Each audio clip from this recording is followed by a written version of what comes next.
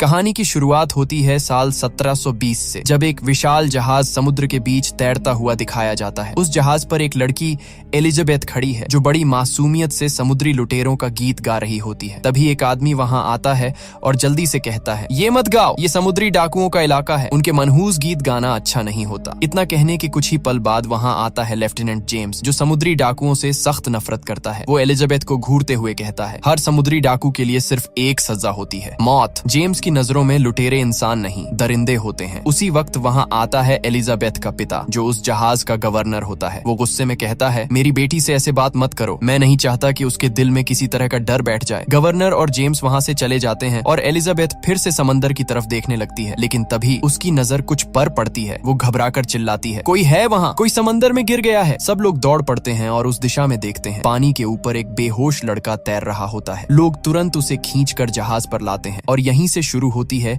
एक ऐसी समुद्री रहस्यों और खतरों से भरी कहानी, जिसमें हर लहर अपने अंदर एक राज छिपाए बैठी है। उसी वक्त सब लोग चौंक जाते हैं। सामने एक विशाल जहाज आग में जल रहा होता है। हर किसी का ध्यान उसी तरफ चला जाता है। इसी अफरा तफरी में एलिजाबेथ उस बेहोश पड़े लड़के के पास जाती है। वो लड़का धीरे धीरे होश में आता है और एलिजाबेथ मुस्कुराकर कहती है, मेरा नाम एलिजाबेथ है। लड़का कमजोर आवाज में जवाब देता है, मेरा नाम विल टर्नर है। इतना कहकर वो फिर से बेहोश हो जाता है। एलिजाबेथ जब उसके पास झुकती है तो उसे उसकी गर्दन में एक सोने का गोल लॉकेट दिखता है, जिस पर समुद्री डाकुओं का निशान बना होता है। उसे समझ जाते देर नहीं लगती, ये लड़का भी उन्हीं लुटेरों में से एक है। लेकिन एलिजाबेथ डर जाती है। वो जानती है कि अगर जेम्स को पता चल गया तो वो विल को जिंदा नहीं छोड़ेगा। इसीलिए वो चुपचाप वो लॉकेट अपने पास रख लेती है और किसी को कुछ नहीं बताती। वक्त बीतता है, कई साल गुजर जाते हैं। अब एलिजाबेथ बड़ी हो चुकी है, लेकिन आज भी उसके पास वही लॉकेट है जो उसे बचपन में विल टर्नर की गर्दन से मिला था। उसने ये राज किसी से कभी साझा नहीं किया। एक दिन उसका पिता, जो कि गवर्नर है, उसे एक खूबसूरत ड्रेस देता है और कहता है, आज रात जश्न है लेफ्टिनेंट जेम्स की तरक्की के मौके पर, तुम्हें भी तैयार होना है और उससे मिलना भी। असल में गवर्नर चाहता है कि एलिजाबेथ की शादी जेम्स से हो जाए। दूसरी ओर हमें दिखाया जाता है विल टर्नर, जो अब एक लोहार ब्लैकस्मिथ बन चुका है। वो गवर्नर के लिए बनाई गई तलवार लेकर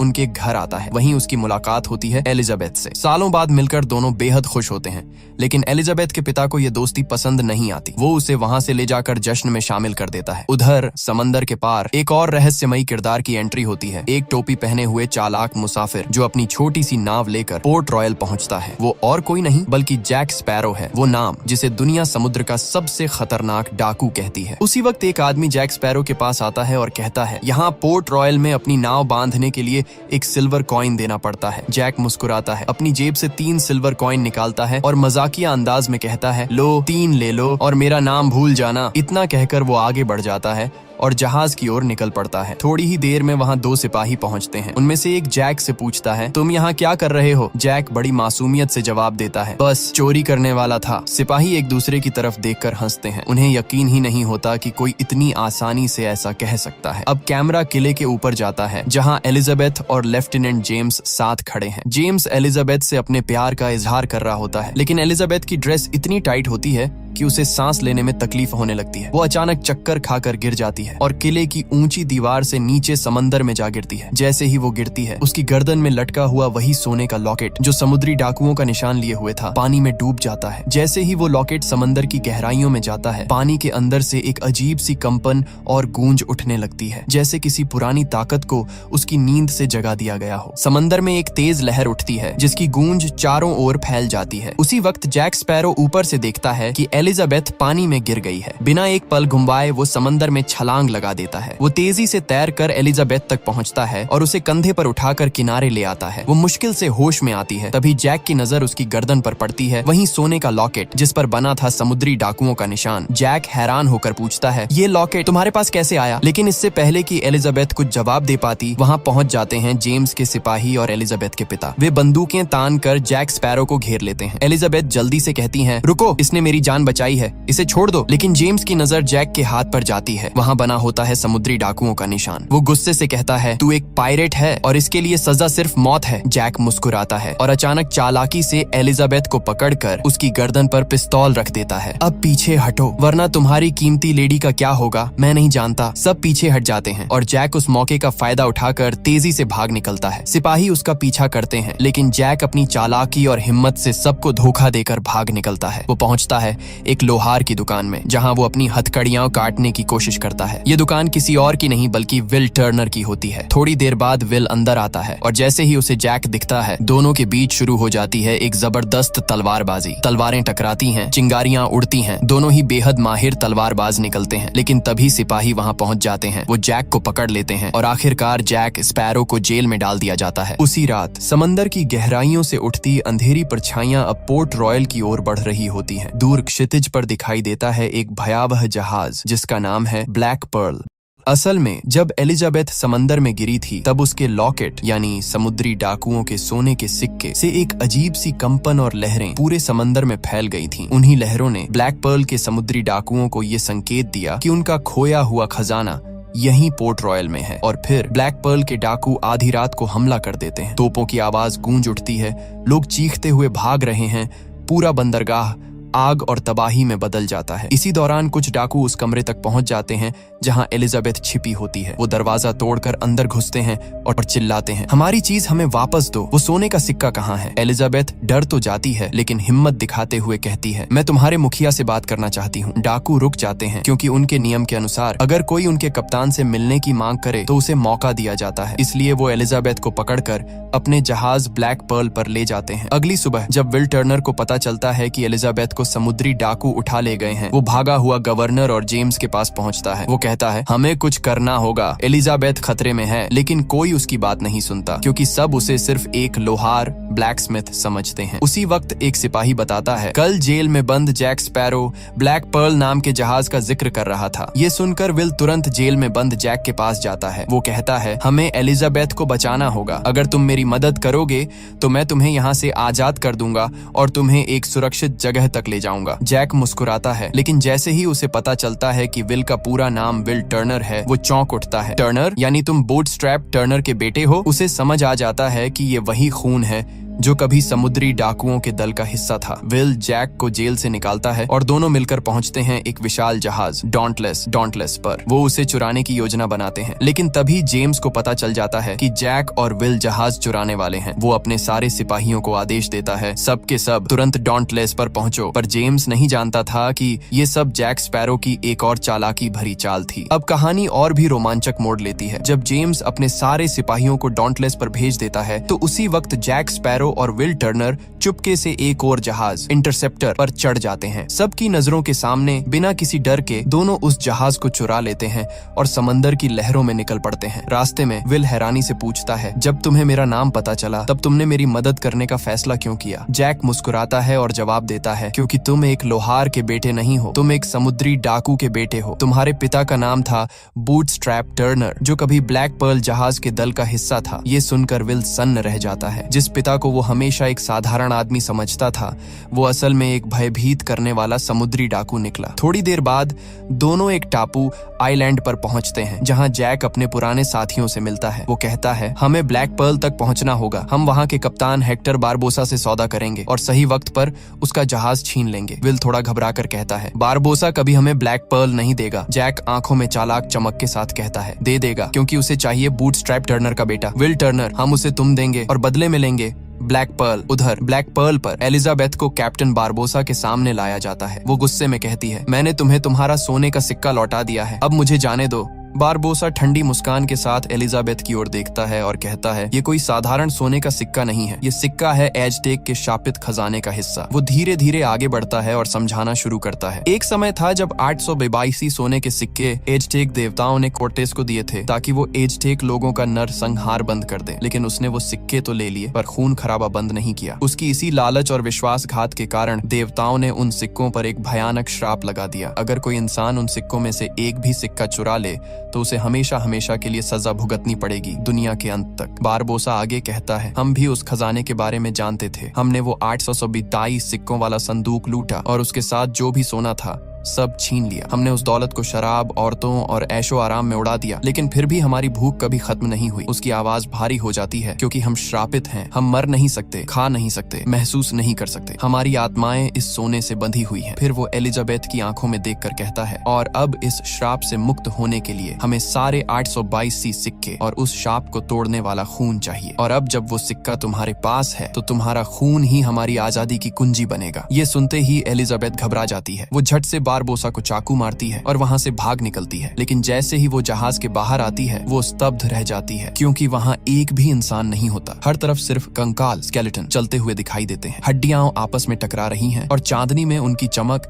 डरावनी रोशनी की तरह फैल रही होती है। एलिजाबेथ की सांसें तेज हो जाती हैं और तभी उसके पीछे से आवाज आती है, कहा था ना हम मरे हुए नहीं हैं। वो मुड़ती है और पीछे खड़ा होता है कैप्टन बारबोसा, जो अब पूरी तरह से कंकाल बन चुका होता है। वो कहता है कि मैं कई सालों से प्यासा हूँ लेकिन अपनी प्यास बुझा नहीं सकता। कई सालों से भूखा हूँ लेकिन मेरी भूख खत्म नहीं होती। मैं कई सालों से मरना चाहता हूँ लेकिन मर नहीं सकता। मुझे अब कुछ महसूस नहीं होता। बस अब मैं इस श्राप से मुक्त होना चाहता हूँ, हमेशा के लिए आजाद होना चाहता हूँ। इतना कहते ही बारबोसा भी चांदनी में आता है और अपने साथियों की तरह कंकाल बन जाता है। दूसरी तरफ जैक स्पैरो और उसके साथी दिखाए जाते हैं जो अपने जहाज से ब्लैक पर्ल की तरफ बढ़ रहे हैं। इसी दौरान विल को जैक का दोस्त बताता है कि जैक स्पैरो कभी ब्लैक पर्ल का कप्तान हुआ करता था, लेकिन उसके अपने ही साथियों ने उसके साथ धोखा किया और उसे एक वीरान टापू पर मरने के लिए छोड़ दिया। मगर जैक किसी तरह वहां से बच निकला और अब बारबोसा से बदला लेना चाहता है, जो अब ब्लैक पर्ल का कप्तान है। इधर बारबोसा उस गुफा में पहुंचता है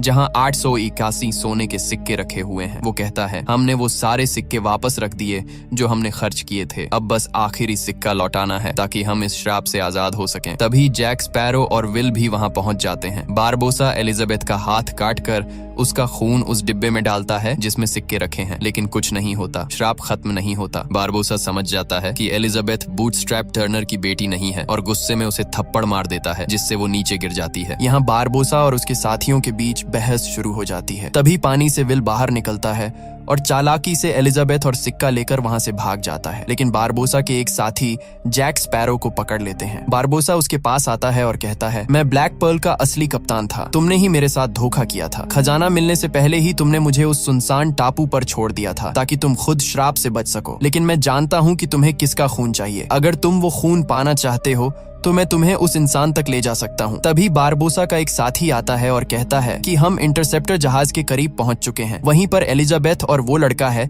जिसका खून हमें चाहिए। जैक स्पैरो कहता है, अगर तुम उसे बिना नुकसान पहुंचाए पाना चाहते हो तो मेरे कहे मुताबिक चलो। इस पर बारबोसा जवाब देता है, उसे पकड़ लो। अब वे सब तेजी से इंटरसेप्टर की तरफ बढ़ते हैं, वही जहाज जिस पर एलिजाबेथ और विल मौजूद हैं। उन्हें अब पता चल चुका था कि बारबोसा को विल का खून चाहिए, क्योंकि विल का पिता एक समुद्री डाकू था। दोनों पूरी कोशिश करते हैं कि अपने जहाज को ब्लैक पर्ल से बचा सकें, लेकिन अपनी पूरी कोशिशों के बावजूद वे असफल हो जाते हैं। बारबोसा अब सभी को कैद कर लेता है और उसे पता चल जाता है कि बूटस्ट्रैप टर्नर का बेटा असल में विल टर्नर ही है, जो अब उनके कब्जे में है। इसके बाद बारबोसा सबसे पहले एलिजाबेथ को पानी में फेंक देता है। फिर वह जैक स्पैरो की ओर देखकर कहता है, शायद तुम भूल गए हो, ये वही द्वीप है जहां मैंने तुम्हें पिछली बार छोड़ा था, लेकिन इस बार तुम बच नहीं पाओगे। इतना कहकर बारबोसा जैक स्पैरो को भी समुद्र में फेंक देता है। एलिजाबेथ और जैक फिर से उसी सुनसान द्वीप पर फंस जाते हैं जहां पहले जैक फंसा था। वहां पर जैक का पुराना शराब का जखीरा भी होता है, जिसे अगले दिन एलिजाबेथ जला देती है ताकि धुआं और आग देखकर कोई जहाज उन्हें देख सके। जल्द ही आग की लपटें देखकर एक जहाज उनकी तरफ आता है। उस पर जेम्स और एलिजाबेथ के पिता मौजूद होते हैं। वो दोनों जैक स्पैरो और एलिजाबेथ को उस द्वीप से निकालकर अपने जहाज पर ले आते हैं। वहीं एलिजाबेथ जेम्स से कहती है, हमें ब्लैक पर्ल का पीछा करना चाहिए क्योंकि वहीं पर विल है। लेकिन जेम्स एलिजाबेथ की बात नहीं मानता और कहता है कि हमें अपनी सुरक्षा का ख्याल रखना चाहिए। लेकिन जब एलिजाबेथ यह कहती है, अगर तुम ऐसा करोगे तो मैं तुमसे शादी कर लूंगी, तो जेम्स तुरंत मान जाता है। अब उसका बड़ा जहाज ब्लैक पर्ल का पीछा करना शुरू करता है। कुछ ही देर में वे उस जगह पहुंच जाते हैं जहां ब्लैक पर्ल खड़ा होता है। वहां सारे समुद्री डाकू गुफाओं के अंदर होते हैं जहां सोने चांदी के खजाने और वो शापित सिक्के रखे होते हैं। जैक स्पैरो एक योजना बनाता है। वह जेम्स से कहता है, मैं गुफा के अंदर जाकर बारबोसा से बात करूंगा, तुम अपने जहाज के सैनिकों को तैयार रखना। जैसे ही मैं कहूं तुम उन समुद्री डाकुओं पर हमला करना जो गुफा से बाहर आएंगे। इसके बाद जैक स्पैरो चुपचाप गुफा के अंदर चला जाता है जहां वह देखता है कि बारबोसा का एक साथी विल टर्नर की गर्दन काटने ही वाला होता है ताकि उनका शाप समाप्त हो सके। जैक तुरंत उसे रोक देता है और कहता है, अगर तुम लोग इस श्राप से मुक्त भी हो गए तो भी बच नहीं पाओगे। बाहर डॉन्टलेस जहाज तुम्हारा इंतजार कर रहा है। शाप से आजाद होते ही जब तुम आम कपड़ों में निकलोगे तो जेम्स और उसके सिपाहियों ने तुम्हें मार डालना तय कर रखा है। इसीलिए योजना सीधी है, पहले डॉन्टलेस को जब्त करो। एक जहाज तुम्हारा, एक जहाज हमारे पास, ताकत दोगुनी। मुझे ब्लैक पर्ल का कप्तान बना दो। मैं हमेशा तुम्हारे अधीन काम करूंगा और जो लूट मैं करूंगा उसका 10% तुम्हें दूंगा। समझो कि जैक एक सिक्का उनके खजाने से चुराता है, और अगर वे आखिरी सिक्का भी निकाल दें तो भी उस शाप से वे कभी मुक्त नहीं होंगे। बारबोसा जैक की बात से सहमत हो जाता है और अपने सारे समुद्री डाकुओं को भेज देता है। चांदनी में उनका असली रूप सामने आता है, हड्डियों के कंकाल। रात होते ही वे सोल्जरों पर हावी हो जाते हैं और जहाज का कब्जा कर लेते हैं। वहीं गुफ्त में जैक स्पैरो और बारबोसा के बीच भयंकर टकराव शुरू होता है, मगर बारबोसा अब इंसान नहीं रहा। लड़ाई में दरारें, चिंगारियां और समुद्र की चीखें एक हो जाती हैं। हर कदम पर खतरा, हर मोड़ पर धोखा, और तुम्हें अब या तो जीतना होगा या फिर शाप की काली छाया के सामने आत्मसमर्पण कर देना होगा। बारबोसा को मारा नहीं जा सकता था। लड़ाई के दौरान वह अपनी तलवार सीधा जैक स्पैरो के शरीर के आर पार कर देता है, मगर तभी जैक चांदनी में आता है और सबके सामने उसका असली रूप नजर आता है। वह भी कंकाल बन चुका है, क्योंकि उसने भी उस शापित खजाने से एक सिक्का चुरा लिया था, यानी अब वो भी उन्हीं की तरह शापग्रस्त है। जैक अपने खून से सना सिक्का विल की तरफ फेंकता है। विल उसे पकड़ लेता है। तभी एलिजाबेथ वहां पहुंचती है। बारबोसा फिर से बंदूक एलिजाबेथ पर तान देता है, लेकिन तभी गोली चलने की आवाज आती है, और यह गोली खुद जैक स्पैरो ने चलाई होती है। वही गोली जो कभी बारबोसा ने जैक को दी थी जब उसे उस सुनसान द्वीप पर छोड़ आया था, और जैक ने कसम खाई थी कि वह उसी गोली से बारबोसा को मारेगा। बारबोसा आखिरी सांसों में कहता है, तुमने ये गोली बर्बाद कर दी जैक। पर विल कहता है, नहीं, ऐसा नहीं है, और वह दोनों सिक्के खून के साथ वापस खजाने के बक्से में डाल देता है। उसी पल शाप टूट जाता है। बारबोसा का दिल धड़कना बंद हो जाता है और वह जमीन पर गिरकर मर जाता है। डॉन्टलेस जहाज पर अब सारे समुद्री डाकू फिर से इंसान बन चुके होते हैं, इसलिए वे हार मान लेते हैं। इसके बाद दृश्य बदलता है। पोर्ट रॉयल में जैक स्पैरो को फांसी दी जा रही होती है। विल यह बर्दाश्त नहीं कर पाता और एलिजाबेथ उसके पिता और जेम्स के सामने जाकर कहता है, मैंने कभी नहीं कहा, लेकिन मैं तुमसे बहुत प्यार करता हूँ। ये कहकर वह उस जगह भागता है जहाँ जैक को फांसी दी जा रही होती है और एन वक्त पर उसे बचा लेता है। लेकिन तभी जेम्स के सिपाही चारों ओर से उन्हें घेर लेते हैं। एलिजाबेथ और उसके पिता भी वहां पहुंचते हैं और सबके सामने एलिजाबेथ कहती है, मैं भी तुमसे प्यार करती हूँ विल। उधर जैक को पास ही अपने तोते को उड़ता हुआ दिखता है। वह समझ जाता है कि उसके साथी पास ही हैं, इसलिए वह किले की ऊंची दीवार से कूदकर सीधे समुद्र में जा गिरता है। और तभी लहरों के बीच से ब्लैक पर्ल जहाज दिखाई देता है। उसका अपना जहाज, उसके साथी उसे लेने आ चुके हैं। ऊपर किले में जेम्स विल को माफ कर देता है और एलिजाबेथ के पिता भी दोनों की शादी के लिए राजी हो जाते हैं। अंत में हम देखते हैं जैक स्पैरो ब्लैक पर्ल के डेक पर खड़ा है, हवा उसके बालों से खेल रही है और उसके साथ ही उसे फिर से कैप्टन जैक स्पैरो बना देते हैं। और यहीं से समुद्र की एक नई दास्तान की शुरुआत होती है। ये कहानी पिछली फिल्म के आगे से शुरू होती है, जहां बिल और एलिजाबेथ की शादी का दिन होता है, लेकिन तभी वहां आ पहुंचता है ईस्ट इंडिया कंपनी का चेयरमैन लॉर्ड कटलर बेकट। आते ही वो एलिजाबेथ और विल दोनों को गिरफ्तार करवा देता है, क्योंकि उन्होंने जैक स्पैरो को भागने में मदद की थी। उसके पास जेम्स नॉरिंगटन को गिरफ्तार करने का वारंट भी था, क्योंकि वो अपना काम ठीक से नहीं कर पाया था। लेकिन जेम्स उससे पहले ही समुद्र में कूद जाता है और खुद जैक स्पैरो को पकड़ने के लिए निकल पड़ता है, अपनी नौकरी से इस्तीफा देकर। अब विल और एलिजाबेथ को उनके गुनाह की सजा के तौर पर मौत दी जानी थी। लेकिन अगले दिन कटलर बेकट विल को बुलाता है और उससे एक सौदा करता है। वह कहता है, जैक स्पैरो के पास एक कंपास है जो किसी दिशा की ओर नहीं बल्कि उस चीज की ओर इशारा करता है जो इंसान के दिल में सबसे ज्यादा चाह होती है। वो कंपास मुझे ला कर दो, बदले में मैं तुम्हें और एलिजाबेथ को माफ कर दूंगा। विल एलिजाबेथ से विदा लेता है और जैक स्पैरो को ढूंढने निकल जाता है। दूसरी तरफ जैक स्पैरो अपने जहाज ब्लैक पर्ल पर दिखाई देता है। वह एक अनजान द्वीप से एक कपड़े का टुकड़ा लाया होता है जिस पर एक चाबी की तस्वीर बनी होती है। जैक अपने साथियों से कहता है, इस चाबी से एक डिब्बा खुलेगा जिसमें कोई बहुत कीमती चीज छिपी है, हमें वो चाबी ढूंढनी होगी। लेकिन उसकी बातों से साफ झलकता है कि वह अपने साथियों को बेवकूफ बना रहा है। असल में जैक उस चाबी और उस रहस्यमय डिब्बे के बारे में सब कुछ जानता है। रात के सन्नाटे में जैक अपना जादुई कंपास निकालता है, लेकिन इस बार वो सही दिशा नहीं दिखा रहा था, मानो किसी बड़े रहस्य का संकेत दे रहा हो। इसलिए जैक स्पैरो जहाज के नीचे की तरफ जाता है, जहाँ उसे एक पुराना डरावना चेहरा दिखाई देता है। वो कोई और नहीं बल्कि बूटस्ट्रैप टर्नर होता है, यानी विल टर्नर का पिता। और हैरानी की बात ये थी कि वो अब भी जिंदा था। 13 साल पहले बूटस्ट्रैप टर्नर जैक स्पैरो के अधीन काम करता था। जब जैक ब्लैक पर्ल जहाज का कैप्टन था, वो जैक से कहता है, हमारा जहाज बहुत साल पहले समुद्र की गहराइयों में डूब गया था। उस वक्त तुमने समुद्र के राक्षस डेवी जोन्स से एक सौदा किया था। अगर वो तुम्हारा जहाज वापस सतह पर ले आए तो तुम्हें 13 साल तक ब्लैक पर्ल का कप्तान बनने का अधिकार मिलेगा, लेकिन उसके बाद तुम्हें अपनी आत्मा उसे देनी होगी और उसकी जहाज पर उसके गुलाम बनकर काम करना होगा। अब वो 13 साल पूरे हो चुके हैं। बूटस्ट्रैप आगे कहता है, अगर तुमने डेवी जोन्स की गुलामी स्वीकार नहीं की तो वो समुद्र का सबसे भयानक राक्षस क्रैकेन तुम्हारे पीछे भेज देगा और वो तुम्हें और तुम्हारे जहाज ब्लैक पर्ल को समुद्र की गहराइयों में खींच ले जाएगा। बूटस्ट्रैप खुद भी अपनी जान बचाने के लिए डेवी जोन्स के साथ सौदा कर चुका था। वो जैक का हाथ पकड़कर उस पर एक काला निशान बना देता है। इसका मतलब था कि अब डेवी जोन्स हमेशा उसकी लोकेशन जान सकता है और क्रैकेन कभी भी आकर उस पर हमला कर सकता है। ये कहकर बूटस्ट्रैप गायब हो जाता है। जैक अब बुरी तरह डर चुका था। वो अपने साथियों से कहता है, जहाज को तुरंत किसी और दिशा में ले चलो। उसी वक्त बारबोसा का शरारती बंदर, जो अब भी जहाज पर था, जैक की टोपी चुरा लेता है और उसे समुद्र में फेंक देता है। बाद में वो टोपी दूसरे नाविकों को मिलती है, लेकिन जैसे ही उनमें से एक नाविक उसे पहनता है, समुद्र की गहराइयों से क्रैकेन उभर आता है और पलक झपकते ही उनका जहाज निगल जाता है। दूसरी तरफ फोर्ट रॉयल में एलिजाबेथ के पिता उसे चुपके से भागने में मदद कर रहे थे और आखिरकार एलिजाबेथ वहां से भाग निकलती है। उसका एक ही मकसद था, विल तक पहुंचना ताकि उनकी सजा माफ हो सके। उधर विल एक द्वीप पर ब्लैक पर्ल जहाज को देखता है। जैक स्पैरो उस वक्त समुद्र से दूर था क्योंकि वो क्रैकेन से जान बचा रहा था। विल उस द्वीप की तलाश में निकलता है, लेकिन तभी कुछ आदिवासी उसे पकड़ लेते हैं। ये सब आदिवासी नरभक्षी थे जो इंसानों को ही खा जाते थे। वो विल को अपनी जनजाति के पास ले जाते हैं। वहाँ विल को देखकर झटका लगता है क्योंकि उनका राजा कोई और नहीं बल्कि जैक स्पैरो था। विल हैरान होकर जैक से कहता है, मुझे तुम्हारा कंपास चाहिए। मैं और एलिजाबेथ ने तुम्हें भागने में मदद की थी और अब उसी की वजह से एलिजाबेथ को फांसी दी जाने वाली है। अगर तुम सच में उसे बचाना चाहते हो तो मुझे वो कंपास दे दो। लेकिन जैक चालाकी से मुस्कुराता है और कुछ ऐसा कहता है जो समझ नहीं आता। फिर वो अपने आदमियों को इशारा करता है और विल को कैद में डाल दिया जाता है। वो देखता है कि वहाँ पहले से ही जैक के बाकी साथी भी पिंजरे में बंद हैं, लकड़ी के बने पिंजरों में जो हड्डियों से टंगे हुए थे। वो आदिवासी कहते हैं कि उन्होंने जैक स्पैरो को अपना राजा इसलिए बनाया है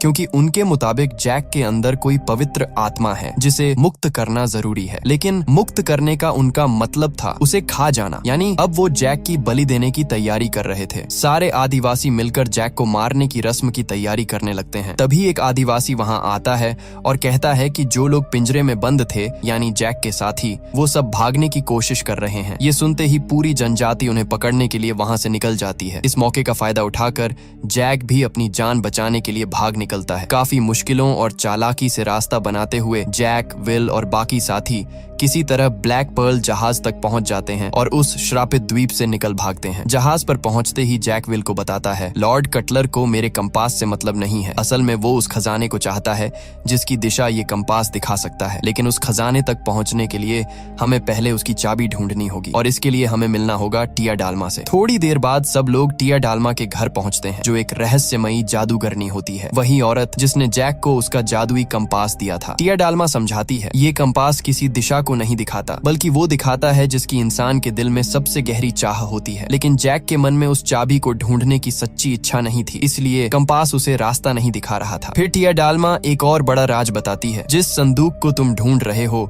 वो कोई साधारण संदूक नहीं है। उसमें डेवी जोन्स का दिल बंद है और उस संदूक की चाबी सिर्फ डेवी जोन्स के पास है। टिया डालमा जैक स्पैरो को एक छोटा सा जार देती है जिसमें मिट्टी भरी होती है। वो मुस्कुराते हुए कहती है, जब तक ये जमीन तुम्हारे पास है, डेवी जोन्स कभी जमीन पर कदम नहीं रख सकता और जब तक वो जमीन पर नहीं आ सकता तुम सुरक्षित रहोगे। साथ ही वो डेवी जोन्स के जहाज दी फ्लाइंग डचमैन की लोकेशन भी बता देती है। जैक और उसकी टोली उस जगह की तरफ निकल पड़ते हैं। वहाँ पहुंचकर विल देखता है कि एक टूटा फूटा जहाज पानी की सतह पर तैर रहा है। विल कहता है, मैं उस जहाज पर जाऊंगा और किसी भी हाल में वो चाबी ढूंढ निकालूंगा। जैक मुस्कुराकर कहता है, अगर तुम पकड़े गए तो बस ये कहना कि जैक स्पैरो ने तुम्हें अपना कर्ज चुकाने के लिए भेजा है। विल उस जहाज की ओर बढ़ता है, लेकिन तभी समुद्र की गहराइयों से असल जहाज ऊपर आता है। वो था फ्लाइंग डचमैन। उस जहाज पर अजीबो गरीब समुद्री जीव जैसे लोग सवार थे, आधे इंसान आधे समुद्री राक्षस। वो विल को पकड़ लेते हैं और उसे डेवी जोन्स के सामने लाते हैं। डेवी जोन्स इंसान नहीं था, उसका चेहरा ऑक्टोपस की तरह था और उसकी आवाज भारी लेकिन इंसानी थी। विल हिम्मत जुटाकर कहता है, जैक स्पैरो ने मुझे भेजा है उसका कर्ज चुकाने के लिए। डेवी जोन्स टेलीस्कोप निकालकर दूर देखता है। वो देखता है कि ब्लैक पर्ल जहाज पर जैक भी उसी की तरफ देख रहा है। अगले ही पल डेवी जोन्स अचानक ब्लैक पर्ल पर प्रकट हो जाता है, यानी उसके पास टेलीपोर्ट करने जैसी रहस्यमयी शक्तियां थीं। वो जैक से कहता है, हमारे वादे के मुताबिक अब तुम्हें मेरे लिए काम करना होगा। 13 साल पहले जो समझौता हुआ था आज उसका वक्त पूरा हो चुका है। जैक स्पैरो, डेवी जोन्स गुस्से भरे स्वर में कहता है, अब तुम्हारा वक्त खत्म हो चुका है जैक स्पैरो। जैक हंसते हुए जवाब देता है, मेरी कीमत बहुत ऊंची है। डेवी जोन्स मुस्कुरा कर कहता है, हाँ तुम्हारी कीमत बहुत ऊंची है जैक स्पैरो। तुम्हारी एक आत्मा की कीमत 100 लोगों के बराबर है। तुम पहले ही एक इंसान विल टर्नर मुझे भेज चुके हो। अब बाकी 99 लोगों को मेरे हवाले करो, उसके बाद तुम आजाद हो जाओगे। जैक तुरंत हाँ कर देता है, ठीक है मैं तैयार हूँ। डेवी जोन्स उसका हाथ पकड़ता है और उसके हाथ पर बना काला निशान मिटा देता है, वही निशान जिससे क्रैकन कभी भी उसे ढूंढ सकता था। डेवी जोन्स कहता है, तुम्हारे पास 3 दिन है। इन 3 दिनों में मुझे 99 और लोग चाहिए। इसके बाद जैक अपने साथियों के साथ एक नए द्वीप पर पहुंचता है। वहां वो लोगों को धोखा देकर डेवी जोन्स के हवाले करने की कोशिश करता है, लेकिन उसे मुश्किल से 4 लोग ही मिलते हैं। उसी दौरान वहां जेम्स नॉरिंगटन भी आता है, जो खास तौर पर जैक को पकड़ने के लिए आया था। वो जैक पर बंदूक तान देता है, लेकिन जैक के साथी समय रहते उसे बचा लेते हैं। जैसे ही जैक अपने जहाज पर चढ़ने लगता है, पीछे से एलिजाबेथ आती है। वो अब यहाँ एक नई पहचान के साथ रह रही थी। वो गुस्से में कहती है, विल तुम्हें ढूंढने यहाँ आया था, बताओ वो अब कहाँ है? जैक गंभीर होकर कहता है, वो डेवी जोन्स के जहाज डचमैन पर है। अगर तुम सच में उसे बचाना चाहती हो तो तुम्हें वो संदूक ढूंढना होगा जिसमें डेवी जोन्स का दिल है। इसके बाद जैक चतुराई से अपना कंपास निकालता है और कहता है, ये कंपास उसी चीज की दिशा दिखाता है जो तुम्हारे दिल के सबसे करीब होती है। विल तुम्हारे लिए सबसे कीमती है, इसलिए इसे तुम रखो। जैक वो कंपास एलिजाबेथ को दे देता है। अब विल तक पहुंचने और उसे बचाने के लिए एलिजाबेथ को उस डेड मैन चेस्ट को ढूंढना होगा जिसमें डेवी जोन्स का दिल बंद है। जैसे ही जैक स्पैरो कंपास एलिजाबेथ के हाथ में रखता है, वो तुरंत दिशा दिखाने लगता है, यानी अब कंपास ने उन्हें सही रास्ता बता दिया था। अब एलिजाबेथ, जैक, जेम्स नॉरिंगटन और जैक के बाकी साथी मिलकर उस दिशा में निकल पड़ते हैं। वो यात्रा जो उन्हें डेवी जोन्स के दिल वाले संदूक तक ले जाने वाली थी। दूसरी तरफ डेवी जोन्स के जहाज फ्लाइंग डचमैन पर विल की मुलाकात अपने पिता बूटस्ट्रैप टर्नर से होती है। विल हैरानी से कहता है, पिता आप जिंदा हैं? बूटस्ट्रैप थके हुए स्वर में कहता है, मैं जिंदा नहीं हूँ बेटे, बस डेवी जोन्स का गुलाम हूँ। विल कहता है, मैं यहाँ उस चाबी को ढूंढने आया हूँ जो डेवी जोन्स के दिल वाले संदूक को खोलती है। बूटस्ट्रैप सिर हिलाता है, मुझे उसके बारे में कुछ नहीं पता। तभी पीछे से एक अजीब सी परछाई आगे बढ़ती है। वो एक समुद्री जीव था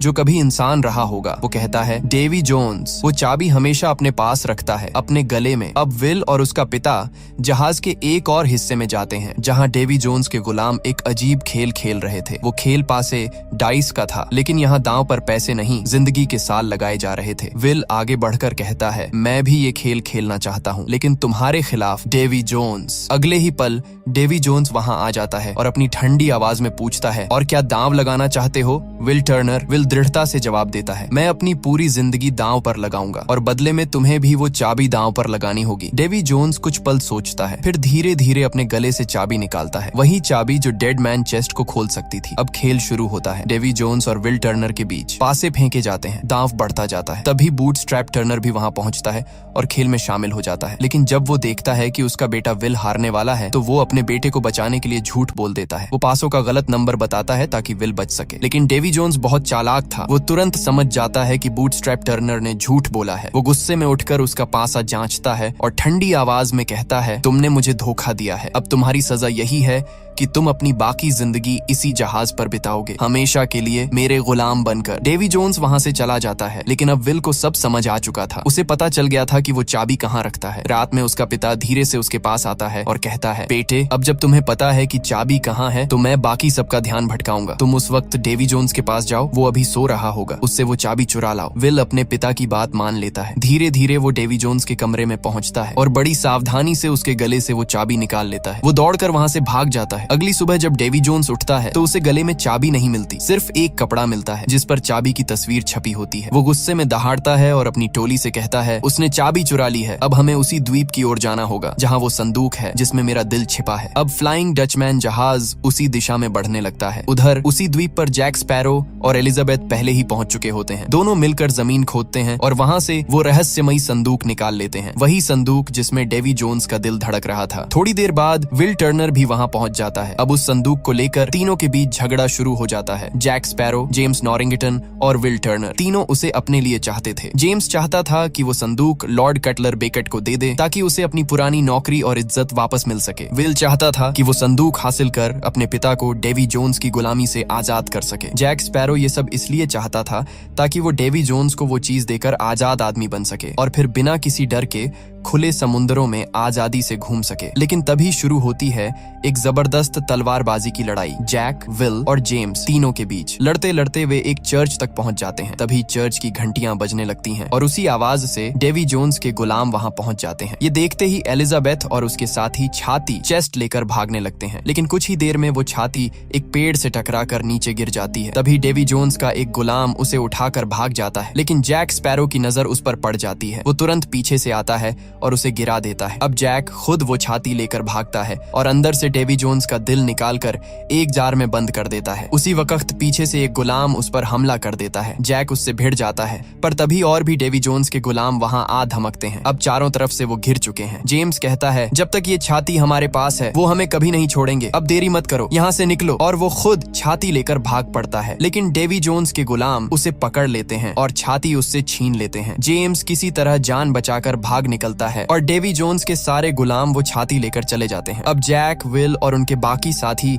ब्लैक पर्ल जहाज पर लौट आते हैं अगली चाल की तैयारी में। डेवी जोन्स का जहाज समंदर की गहराइयों से निकल कर आता है, लेकिन ब्लैक पर्ल जो दुनिया का सबसे तेज जहाज है उसे बहुत पीछे छोड़ देता है। विल कहता है, अगर हम उन्हें पीछे छोड़ सकते हैं तो उनसे लड़ भी सकते हैं। जैक मुस्कुराते हुए कहता है, लड़ने की जरूरत ही क्या है, हमारे पास वो जार है जिसमें डेवी जोन्स का दिल है, हम उससे सौदा कर सकते हैं। तभी अचानक एक जोरदार धमाका होता है और जहाज को झटका लगता है। वो जार टूट जाता है। जैक नीचे झांकता है, दिल गायब है। विल घबराकर कहता है, क्रैकन ने हमला किया है, वो समंदर का सबसे बड़ा राक्षस है, डेवी जोन्स ने उसे हमें मारने के लिए भेजा है। अब क्रैकन पूरे जहाज पर हमला करने लगता है। जैक मौका देखकर अपनी नाव में भाग निकलता है। उधर बाकी सब लोग शराब और बारूद भर भर के एक बड़े जार में डालते हैं ताकि धमाका करके क्रैकन को उड़ाया जा सके, लेकिन क्रैकन लगातार ब्लैक पर्ल को समंदर में डुबो रहा था। तभी जैक वापस आता है और अपनी बंदूक उठाकर उस बारूद वाले जार पर गोली चला देता है। एक जबरदस्त धमाका होता है और क्रैकन बुरी तरह जख्मी हो जाता है। जैक सबको चिल्लाकर कहता है, जहाज छोड़ दो, वो फिर हमला करेगा। सभी भागने की तैयारी करते हैं। तभी एलिजाबेथ जैक के पास आती है, मुस्कुराती है और कहती है, वापस आने के लिए शुक्रिया। लेकिन जैसे ही जैक कुछ बोलता है, एलिजाबेथ अचानक उसकी कलाई को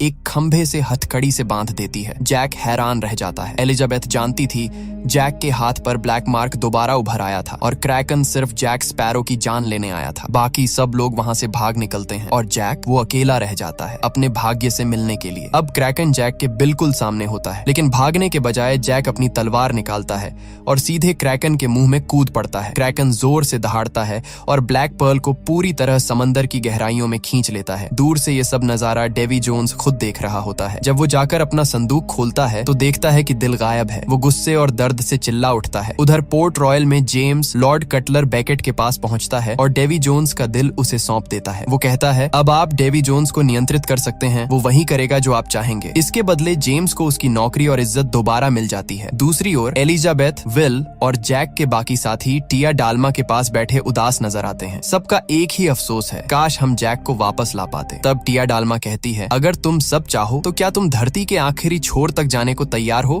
ताकि जैक और ब्लैक पर्ल को वापस लाया जा सके? सभी एक साथ कहते हैं हाँ। और तभी अचानक दरवाजा खुलता है और सामने खड़ा होता है कैप्टन बारबोसा। वो हंसते हुए कहता है, अब बताओ मेरा ब्लैक पर्ल कहाँ है? और इसी के साथ pirates of the Caribbean the dead man's chest की कहानी यहाँ खत्म होती है।